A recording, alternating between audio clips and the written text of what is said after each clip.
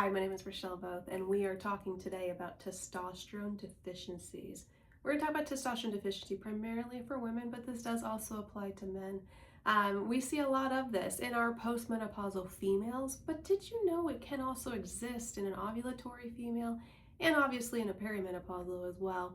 When we're looking at lab reference ranges, we try and track a little bit if you're premenopausal and you have normal consistent cycles, where your ovulatory window is, because days 13 to 15 of your cycle is when your testosterone peaks. It's kind of like a bell curve through the 28 to 30 day cycle that you have. Makes sense because when your testosterone peaks, you have a higher libido. And what's the purpose? One of the primary purposes, not the full purpose, but the primary purpose of a premenopausal female is that during ovulation, we might want conception to happen. So we want to shebang your libido up for fertility purposes, and then, hopefully later progesterone grows and you have implantation.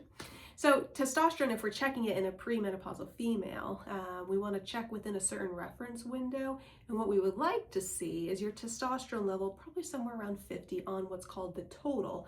That's your extended release form is how I like to refer it to. It's bound up to a protein called sex hormone binding globulin and carried around through your bloodstream, available to be ready and used on demand.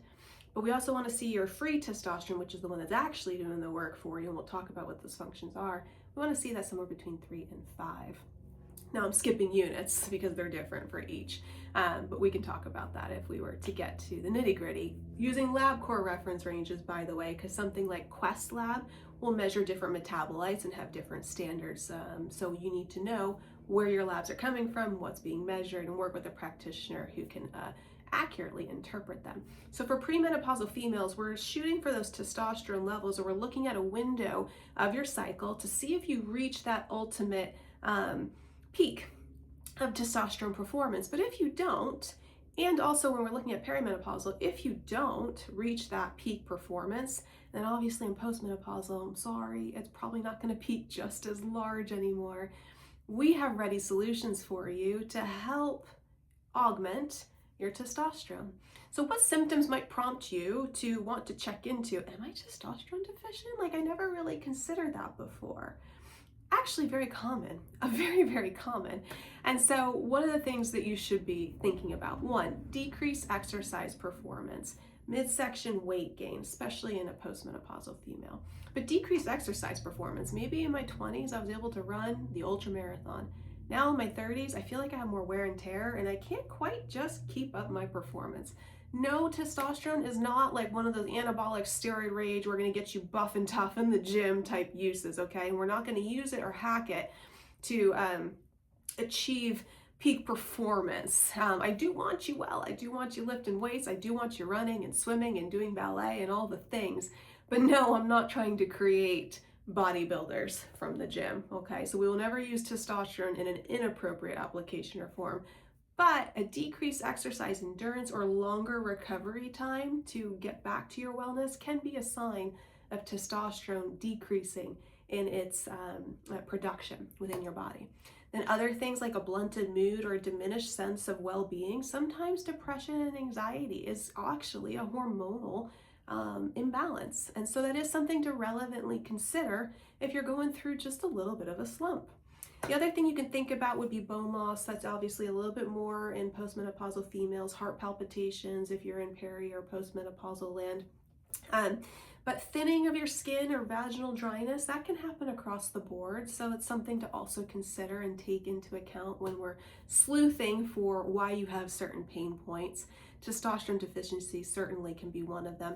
A low libido, that's a very obvious one, or diminished muscle mass like we talked about a little bit, but the low libido especially can affect you across all boards, pre, post, and perimenopausal as well.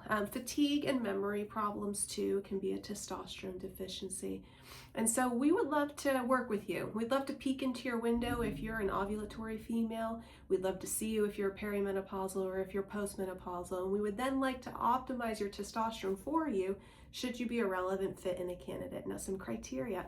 Testosterone is a controlled substance in the United States. It's a Schedule III. What does that mean? What you need to know is that means that there are certain control mechanisms over it. So we never will prescribe above and beyond where you should be. Sometimes we achieve super physiological concentrations that are research supported, but they're obviously standardly defined, and we do not exceed limits, because testosterone, while it can have all the benefits of replenishing your libido, your muscle mass, your memory, giving you the energy that you need to not have a 4 p.m. slump, it also has side effects that, if it was inappropriately used, could cause things like acne, chin whiskers and pubertal hair, and regrowth of hair along your legs. Sometimes women are contrapositively, conversely, have hair thinning instead when they use testosterone, so we need to watch. Can cause some high blood pressure. Usually that's more in an injectable form, and we prefer to use cream with females. We'll talk about that if you have a consultation with us. But testosterone can also cause some down there swelling and enlargement, and so that can be uncomfortable. Some people it's pleasurable, but most it's a little bit unfun.